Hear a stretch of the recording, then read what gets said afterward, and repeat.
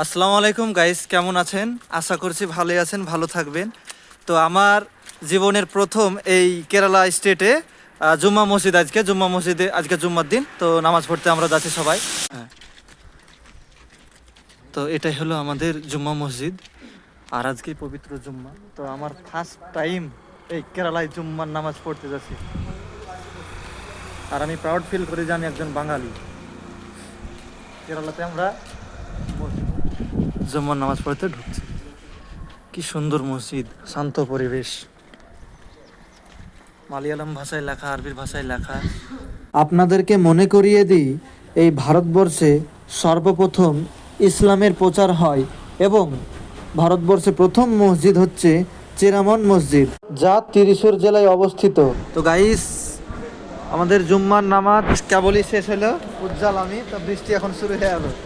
উজ্জ্বল, বলো নামাজ পড়ে কেমন লাগলো কেরালায়? খুব সুন্দর লাগলো।